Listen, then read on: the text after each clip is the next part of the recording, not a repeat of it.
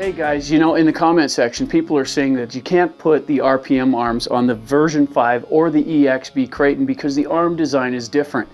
Well, I beg to differ. This is a Kraton EXB and it's RPM'd all the way out. Today we're going to show you how that's done. We'll show you the parts that you need to have to complete this task, and then we're going to go over some necessary upgrades, in my opinion, that what you need to make this thing a bit more bulletproof. We'll go over some of the failings and the reasons we're switching them over to the RPM arms. So let's get into it.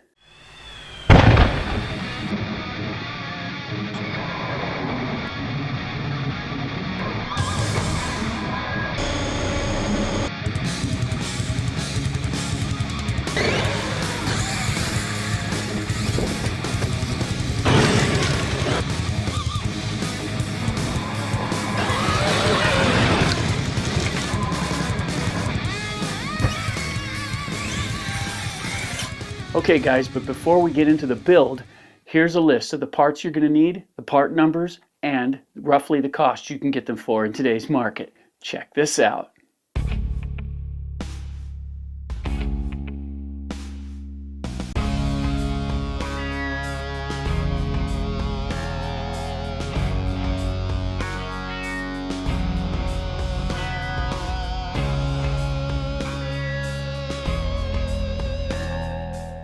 Okay guys, those are the parts that you absolutely have to make this project work. But there are a couple of optional components that I highly recommend to add durability to the car.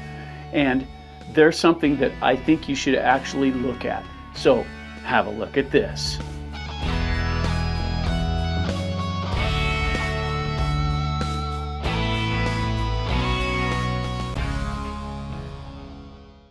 Okay, so first let's pull this apart, have a look at it.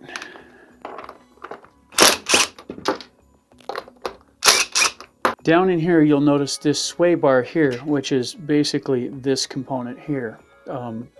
This is the wrong size on the EXB to fit these arms, so you'll have to order the version 4 sway bar. It will replace nicely, it'll go right in, everything connects the way it's supposed to, it goes in good. Also, down here in this side, you'll notice I ran a screw through here, but that's not necessary. The pins, I just didn't have any, but the pins will go right through just like they will on your standard version 4 Kraton, and it'll pin through and hold the shock normally. I put the bolt through because I wanted something a little more rigid, and I ran it through and put a set screw in it, so it runs in a little farther. I did have to do a little drilling to get the bolt through. But, you don't have to do that. With the arms, the standard pins will do the job. Okay, there's a couple things that you need to know about the arms. And first off, if you take the front arms into account, and you've got your stock arm, and you've got your EXB arm, and when you put them up against each other, you can see that the EXB arm is much thicker. It's a way thicker arm altogether. It does have an aluminum cap, and that's all this is.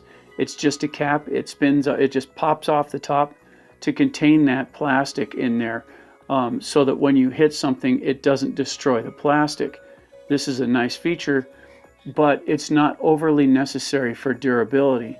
With the standard arms, okay, this is your regular version of the arm. If you take a look at how the holes line up here, let's see if I can get them lined up. There you go.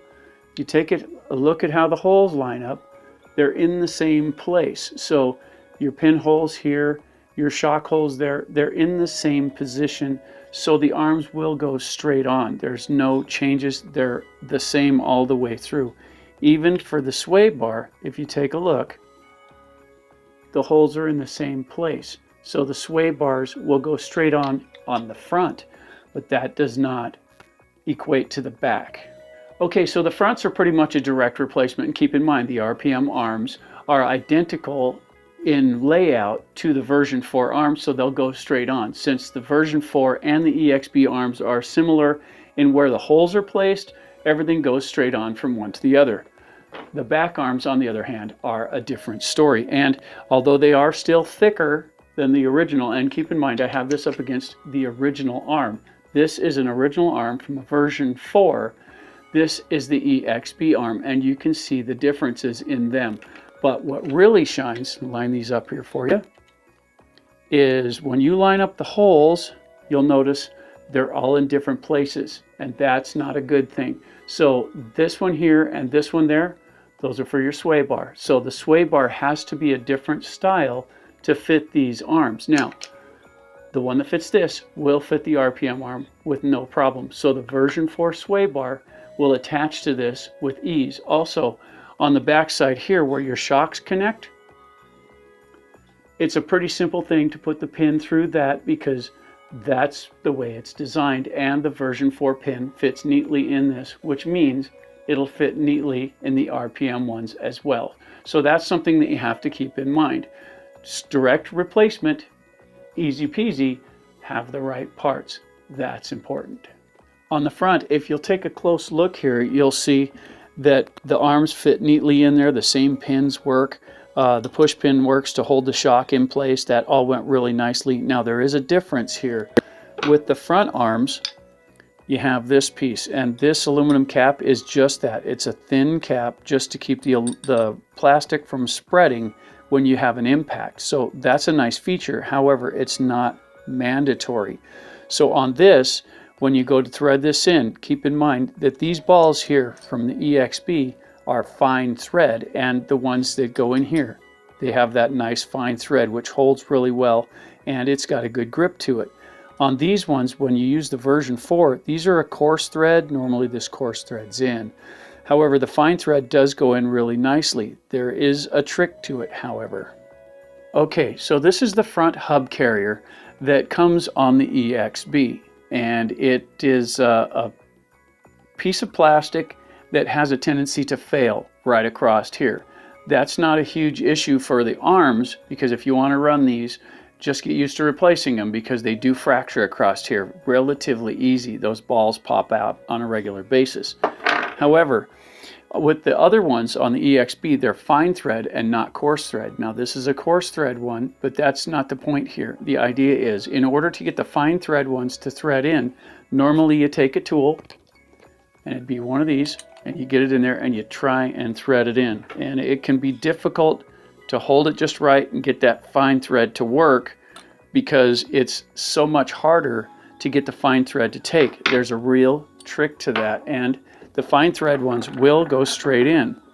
The trick to that is simply a power tool, and that will turn that nice and easy with the fine thread on there. It'll thread, you can put pressure against it, it'll hold it straight for you, and when you put the power to it, nice and slow, and you can thread it straight in, just like that. There is no difference between the fine thread going into here and the coarse thread if you use a power tool. Doing it by hand, it can be a bit difficult, so keep that in mind. When you're looking at the rear end of the car now, you're going to see a couple of things that are, average. These are going to go straight in right here. These pins work, they're the same. These pins through here, they're the same. You can run your standard blocks. These are all the same. I changed nothing on that. These are the EXB shocks with the thicker bottom mounts, and they go straight in. So that's easy. As long as you change out your sway bar and you change these pins to the version 4 pins, it will assemble just like the stock arms. Now the reason we're actually changing these arms out is because of a failing that's built into the Kraton EXB.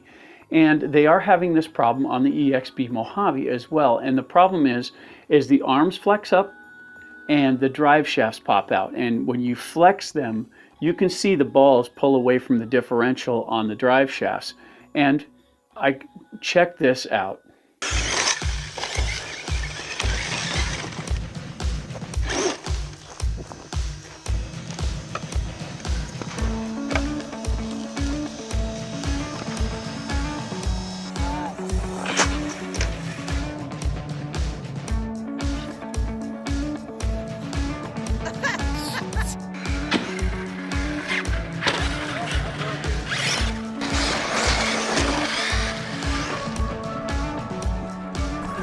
So that's what we're looking at.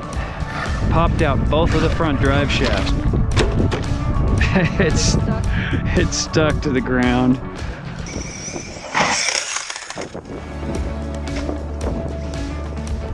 You hear that? Something lacked up in it.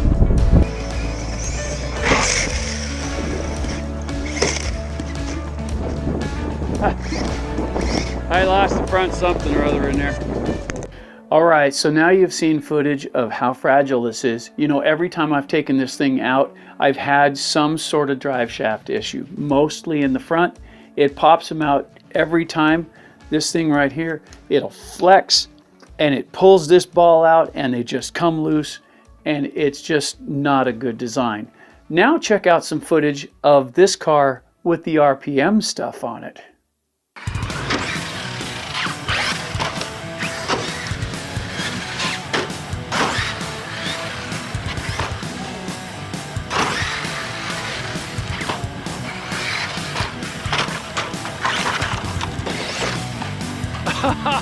Nice.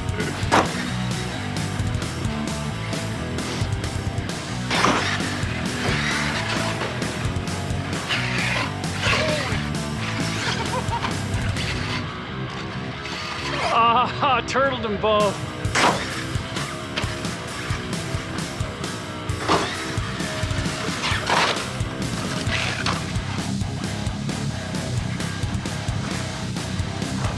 You're good. So, with all that damage I'm throwing on it, I haven't popped a driveline once. That's good. Swapping the RPM arms did it. So there you have it. You know, I ran that car several times since I changed the arms, and not once have I lost a drive shaft. As a matter of fact, I'm still running the same arms I put on it initially. The RPM arms are strong, durable, and very flexible, and you can see it in the car. These arms flex a lot, and it makes a big difference. You know, we're running, it's winter. You know, we're running at 34, 38 degrees outside.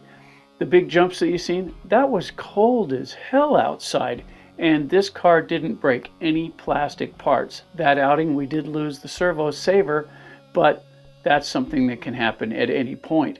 The arms held up good, and the cool thing about these EXB balls that go in there, and it's, of course, it's the piece that comes out of here in this piece.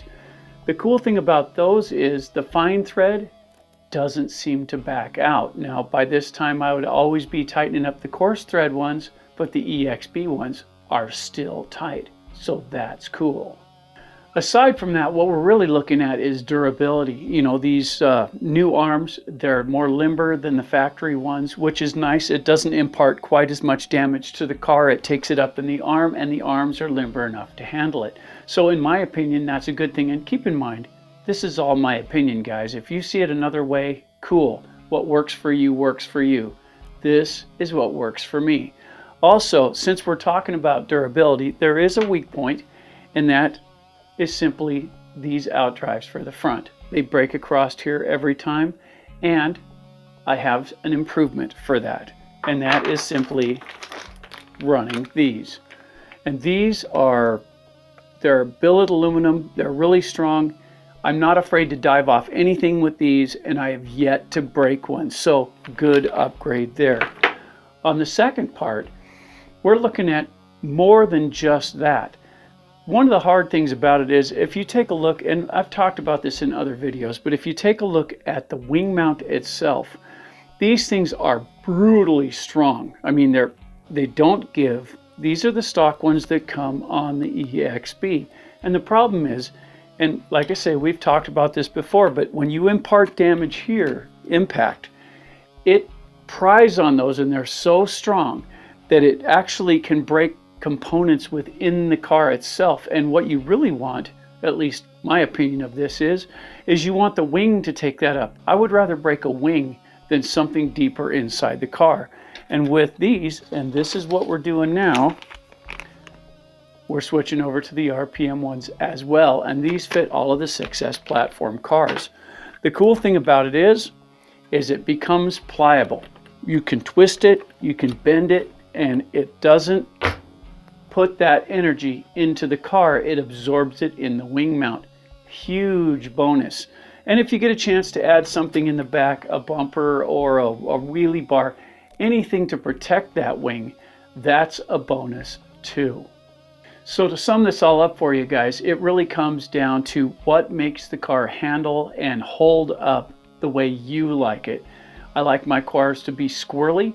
I like them to be strong. I like them to take what I throw at them, and I like them to look at me and grin when they do it. And this seems to do that. Arguably, this must be one of my toughest bashers. I really enjoy this car, and it was frustrating to start with. But I'll tell you guys, if you're gonna make your car something you can be proud of, something that is durable, that can outshine the other cars when it comes to durability and whatnot, it's worth the effort. You know, buy the parts, put them on it, and you'll notice the difference for yourself. Like I say, we're running at a really cold temperature here, and I'm still not breaking these parts. This isn't the only tough truck I've got, of course. You know, I've got the X-Max and some other great big ones that are also tough. They're also fun to play with. But usually when a buddy asks me to go out and bash, the EXB is the one I grab. And I used to hesitate, but not anymore. Now that it's been upgraded to all the RPM stuff and I've got the aluminum front end stuff in it, it is a lot better. And what I mean by that aluminum front end stuff is simply these. That's all I've changed. The rest of it is as it came out of the box. It's a tough car and it's a fun car to play with. Hey guys, if you haven't already, don't forget to subscribe, like, and share. And if you get the chance, hit that little notification bell. It means so much when you do. You know, here at AJJAMStudios, we're here, yes, to entertain, but also we're here to try and solve a problem. And in this situation, the Kraton EXB has a problem with the way it was designed in the suspension. Are the parts tough? Yes, they're tough. Is it durable? Yes, it's durable, but it has problems. Popping out the drive lanes. You know, if you don't take your toolkit with you every time, you're done. So this is our way of solving it. Is it the only way to do this? No, it's not.